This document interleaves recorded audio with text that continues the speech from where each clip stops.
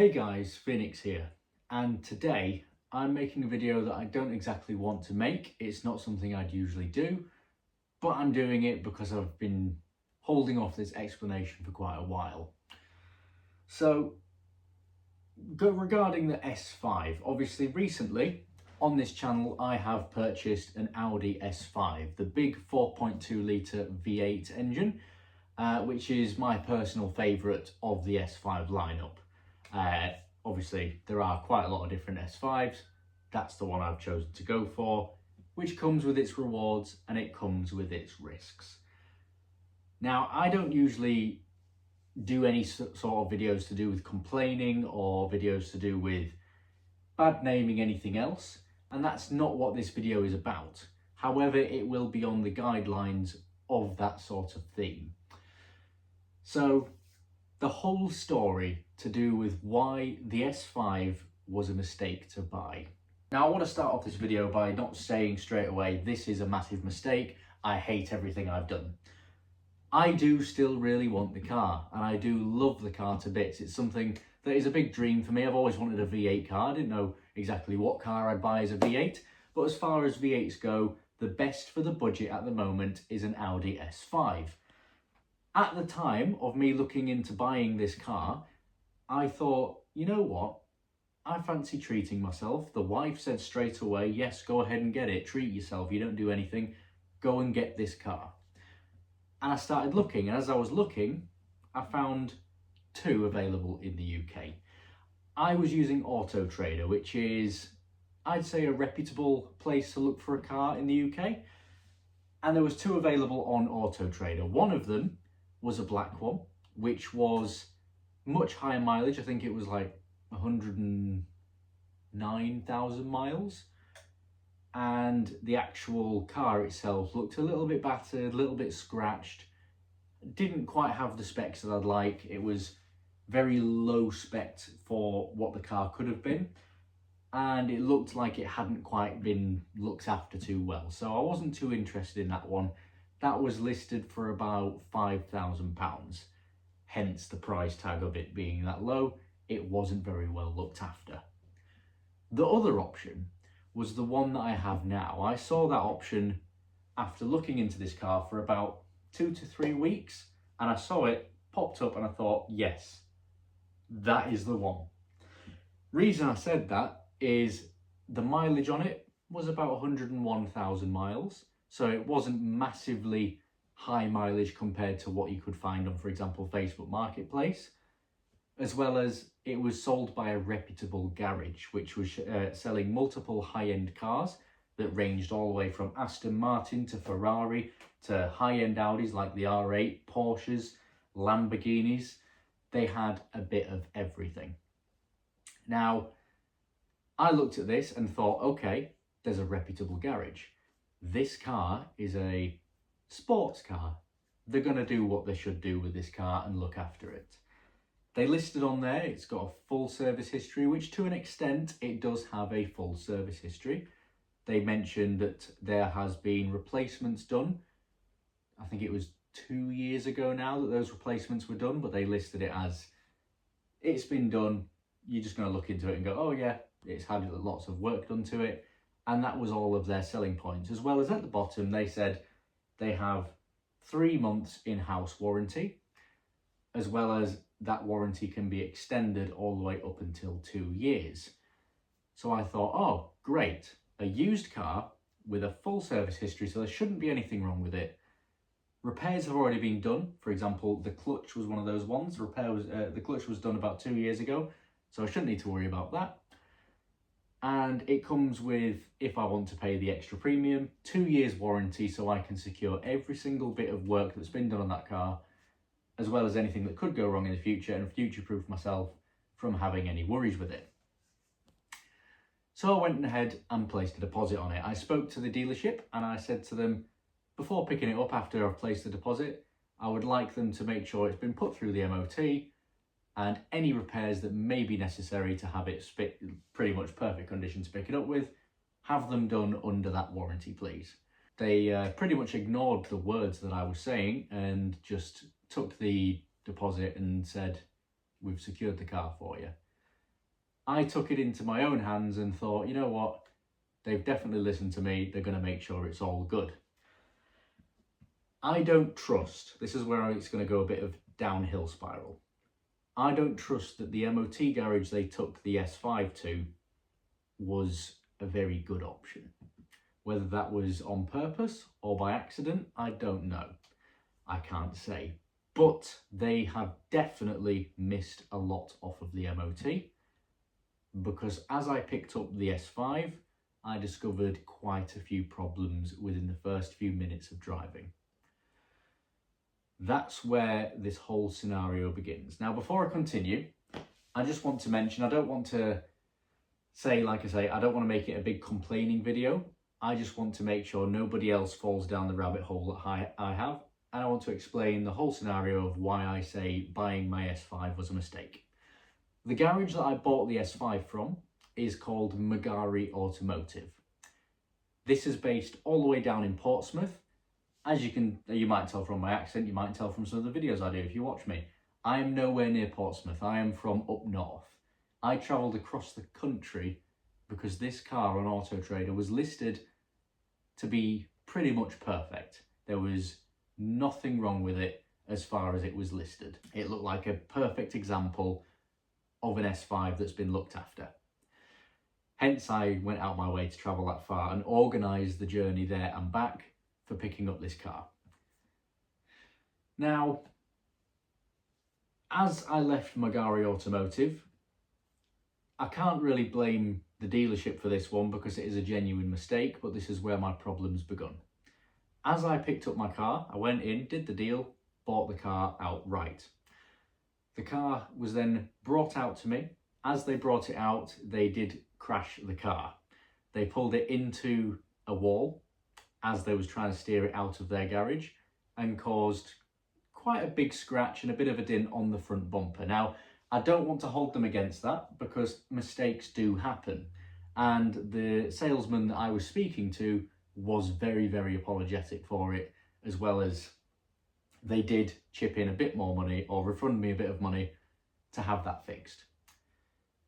Now, this is where I could tell there was a little bit of salesman stuff going on. Because as they did that, they had someone look into it. They tried to do a bit of T-cut, get it cleaned up a little bit for the scratch before I left that day. And then said they will refund me, I think it was £100 to get the scratch fixed. Now, I don't know if anybody else in the world has been to a scratch and dent repair shop. £100 will get you nothing.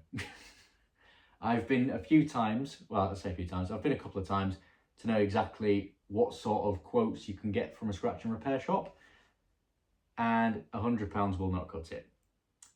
The salesman I spoke to then said he's going to put in another £100 to make it £200 refund directly to me from him himself.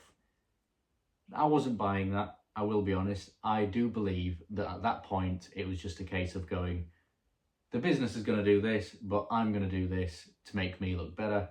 But realistically, I was going to be offered £200 anyway. And it's just a way to make me not be as annoyed at the dealership or the salesman himself. Which I can understand, but it did feel a little bit shady, especially knowing that even £200 still wouldn't cover the damages. For a simple scratch on my Astra and a bit of a dent on the side when I had that, that was nearly £400. Never mind quite a large dent and a scratch on the front bumper. The quote would be about the same, £300 to £400. I was still going to be out of pocket for their damage. But I thought, I'll take it on the chin.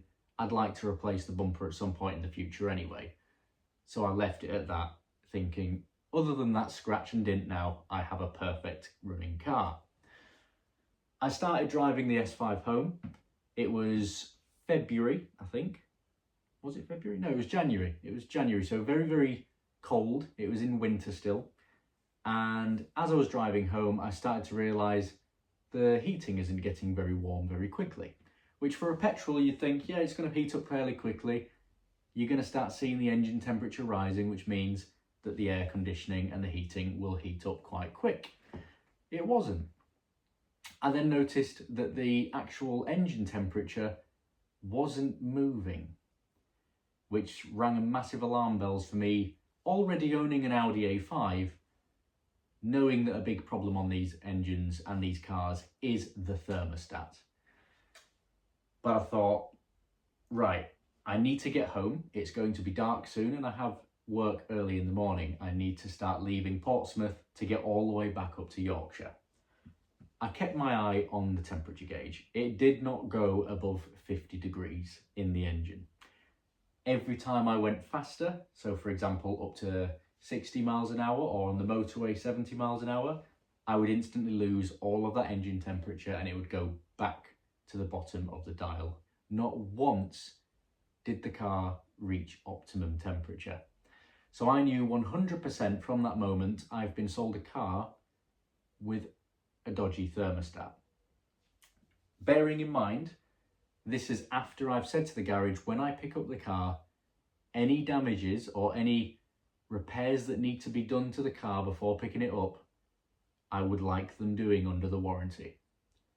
This 100% tells me they did not check for anything that I'd asked for, as well as the MOT didn't pick up on a certain other few things that I found. So continuing, on the way home, I started to notice, right, the engine temperature's not warming up. I don't want to push this car. I want to have a little bit of fun, but I can't just yet because I've found an issue straight away, because I know I'm not going to push this engine, especially with it being cold. Going onto motorway slip roads on the way home, you've got to accelerate a little bit. So I thought, okay, this is my chance. I'm going to give it a little bit of acceleration to see what it's actually like, as it had sat and got a little bit warm at the service stations that I stopped at. At this point, I then found out that the car is also misfiring. As I would accelerate, it would start to go whoop, whoop, whoop, whoop, whoop, whoop, as if it's really struggling top end of the rev range to hold that acceleration. After a lot of in-depth looking into it, I've pinned it down to one of three things technically. Thing number one, it could just be a spark plug. I've changed over a spark plug just to see if it'll fix. This is like way after this whole scenario has happened, so anything to do with the warranty story I'm talking about, this is nothing to do with that. This is after I've had that conversation finished. But I've changed over a spark plug and it temporarily seemed to have fixed it, but there's also a leak in the rocker cover gasket into cylinder 8, which I've narrowed it down to be. So I reckon it's to do with the rocker cover gasket leaking onto that spark plug in that cylinder, which is then causing the misfires top end. Other option is it could be the timing chain, which is the one I really don't want it to be, because that is about a £3 job, with the timing chain being at the back. And I think it's most likely, if it is the timing chain, it'll be because it has pretty much got a bit of slack in it. It's been stretched and it'll be causing it to possibly jump and have that loss of power or acceleration troubles. As well as the timing chain at this mileage is technically due. They can keep going in these engines, but it is technically due at this mileage. But this is what I've figured out after the whole warranty situation. So I got home, I messaged Magari Automotive and said, I've picked up on these initial issues. I didn't know exactly what it could be to be for definite. I just knew it's likely to be a thermostat and there's definitely a misfire. So I sent them that message and they said, okay, you'll have to bring it back to us for the warranty so we can look over it and have that fixed. I then said to them, what about the 2-year warranty? Can I extend it, because that allows me to go anywhere in the UK to have it fixed? Because at this point in time, I didn't have the ability to go straight back down there and have the car fixed, with it being such a long way and about £1,000 in fuel. It is a very, very thirsty car to run. So it didn't make sense financially to me at that point to drive it all the way back. So I said, can I get the 2-year extended warranty where I can use it along the UK? They then had an and ah about it, said that I can't, and then also decided that I could. As I asked for the phone number for the garage to book it back in with them and take it back within their 3-month in-house warranty, they straight away messaged before I could call them up and said, actually, you can have the 2-year warranty. Pay an extra £680 and we'll get that instated for you. but I have to wait for the 3 months warranty to finish before I can claim on it. I don't know anything about warranties at this point. I've looked into what they gave me with leaflet, and that is it. As far as they explained to me, they said this warranty covers pretty much anything mechanical, cooling related, brakes related on the car for 2 years up to the value of the car. So I had, technically speaking, for the value of the car, I had about £8,000 worth of repairs that I can do within this next 2 years for anything that could go wrong. So I thought, great, that is 2 years where I can fix the S5 with anything that can go wrong from what they had explained to me. This was misinformation, and they did not explain this to me correctly. After I'd waited the 3 months, which they was very, very vague about whilst messaging them, I then had it sent into my local garage to have it fully checked over and put through with the warranty.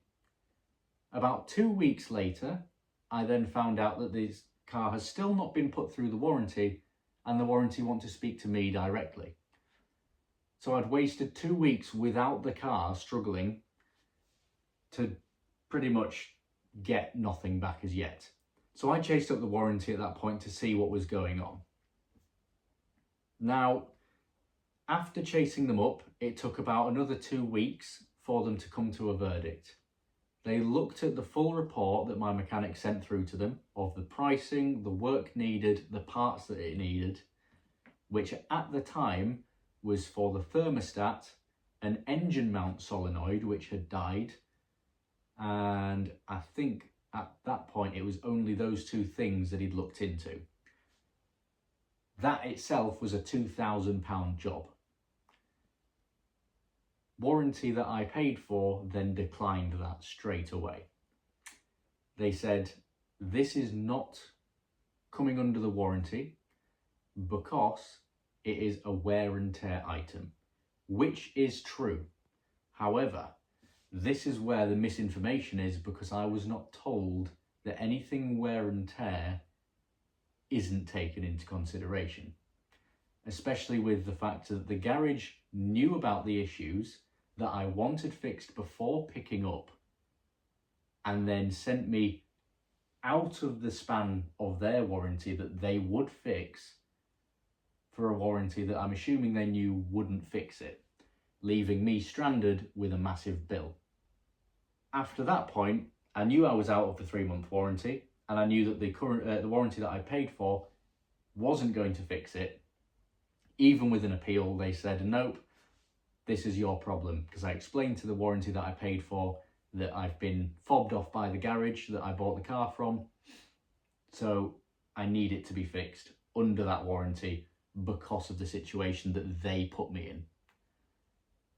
They wasn't having any of it. The warranty flat out declined me and said, no, we are not fixing this car, which left me then figuring out how am I going to have this car fixed, because every time I drive that without it heating up, it's wearing away inside the engine. It's making the lifespan of the engine a lot shorter. For example, as well, the engine mount solenoid, it's going to make it a much rougher ride. Overall, I'm just slowly wearing away the S5's engine every time I take it on a trip. At which point, I've been having to daily it because the wife's car blew up, so I had to give her the A5 because she'd had a lot longer to travel than I did. And I had to then daily the S5, knowing every time I do it, it's making it worse. Knowing, again, I'm out of warranty, so there's no point in keeping it off the road to just be fobbed off more. I later put a review on Magari Automotive, which is a negative one. I was very polite still. I mentioned that the salesman I was speaking to was coming across genuine and he was professional at that point in time. However, I wasn't happy with the fact that they told me a faulty car and basically fobbed me off from the warranty so it couldn't be fixed. I then got a direct message from the salesman asking if that review was from me. I explained yes it was, and I wasn't happy, and I expressed my views directly to himself, as well as the list of things that I'd found wrong with the car, which included the thermostat, the engine mount solenoid, an oil leak from the sump plug from its last service. It included a offside front bottom arm ball joint that had a lot of play in, which I knew straight away should have been picked up on an MOT, because that is something that is checked. And the misfire, which is yet to be fully diagnosed, because it could be a couple of different things. These were the main points at that point that I picked up on. As well as later down the line, I also figured out that the aircon doesn't work as the weather started to heat up, because something in that whole system has gone kaput. So I now have a list of problems that need fixing and are all very expensive to fix on that car. He then said, leave it with me, I'll speak to my directors and he'll see what he can do for me. Me not being too promised with that, I left him to it and thought we'll see where he comes back with it. About a week went by and he came back to me saying there is nothing he can do. What I would have to do is I would have to bring the car back and see what they can do with their inspection, and then I will have to pay for the repairs. I said, that's not going to happen. This car was sold to me with these issues and I was fobbed off by the business, so I couldn't get it fixed under their warranty by the time I'd checked out with the 2-year warranty they sold me, which I also couldn't get a refund on because of the fact of I accepted the sale.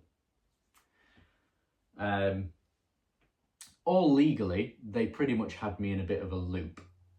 But I had my ways of looking into it, and I found out that technically I could go against that warranty claim, and I could go against Magari Automotive with the fact that they have sold me this car, and I found these problems and mentioned them within the 6-month period of buying it. That is the standard trading act with businesses of a faulty product. It has to be within the 6 months for it to be classed as their problem, which it is. I have the timestamp dates of everything within the 6 months that I've mentioned to them, and the whole story in writing with Magari Automotive. They then fobbed me off again and kept saying, I'll go and speak to my director, I'll go and speak to this person, I'll go and speak to that person, until it passed the 6-month mark. They then flat out kept saying to me, no, we're not going to fix the car, but you can bring it to us and we will repair it at a cost-efficient rate. Which to me tells me they're just going to get budget parts, throw them on and still charge me for it. Which I can't afford to do. I can't afford to just dump all of this money into a car that I've just bought that is supposed to be in good condition, that I specifically requested before purchase to have any problems they find on it repaired under their warranty before I picked up the car. At this point, they had really thrown the car away at me. I said to them, I'm not going to go back there because it's not my problem to fix this car. It is their issue. I have told them everything they need to know within these 6 months for them to have it fixed at their garage. I've even looked into a third-party claims place to look into the whole side of this sort of stuff, but they also can't look into it because of how far it's gone beyond. Even with all the evidence I have, I would have to go to some sort of high-end solicitor to know exactly how I can combat it, but even then it's more money being dumped into solicitors just to fix a car that I shouldn't be paying for to be fixed anyway. At this rate, I had lost all hope for fixing the S5, apart from having to do it myself or slowly save up a lot of money to have it fixed out of my own pocket and take it on the chin. Now, with this whole story bared in mind, the purpose of this video of why I'm saying the S5 was a mistake to buy is simply so if anybody else is going to buy a car from this garage, please be aware of what you're buying. This video I'm using is pretty much a review of my experience for anyone else that might be going to this garage specifically to buy a high-end car, because they do not look after the cars they have got and they do not check what they are selling. After everything I've spoken to them about, they started to be cocky with me. For example, I spoke to the guy saying I would like him to at least accept an offer. I said to him, if he can fix the two things I mentioned back in January, which was the ones I put through with the garage on the claim, and that was the thermostat and the engine mount solenoid, and I sent him the invoice that I got sent from the garage and all of the warranty stuff that should have been fixed. And I said, if he can refund me the £2,000 for this work only, I will take the rest on the chin and fix it myself. And I'll call it quits, and that will be it with me and this business. That was flat out rejected. I said to him to go ahead and speak to his director, put this offer forwards to him, because I just want something to be fixed. I can't afford all of it.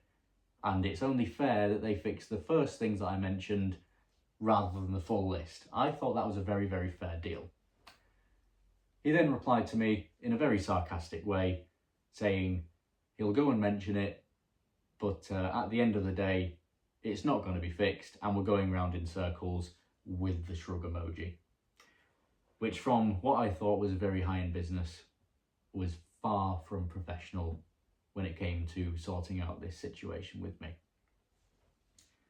So for the long story short, the business sold me the S5, knowing it has issues, and they must have definitely known it's got issues because they would have had to drive it to the MOT place and have it checked out within the MOT, which the MOT place missed multiple things that could have been picked up on, for example, a ball joint, and they would have known from driving it that it was quite rough to drive.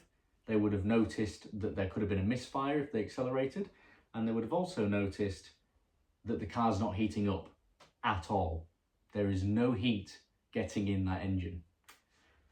So they would have 100% known of these issues while selling me it, listened to the message that I sent them saying, please fix anything under the warranty before I collect the car, and flat out ignored it, let me pick up the car, got me through the 3 months warranty with a promise that I can have it fixed under the 2 years warranty at any VAT registered garage, knowing that that isn't possible, and then let me get stomped with it.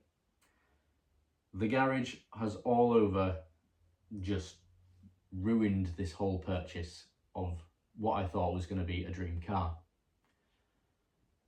And I'm not the first person that's been suffering with this sort of issue with them. There has been multiple reviews from other people, all warranty based or all related to repairs of cars that have been bought from them. There's been quite a lot of people that have been shoved under the rug from this company. So if you are ever planning on buying anything from Magari Automotive, I would highly suggest you choose a different garage. They have plenty of high rated reviews on their actual review page. Some of them do look fake, but I can't say that they definitely are.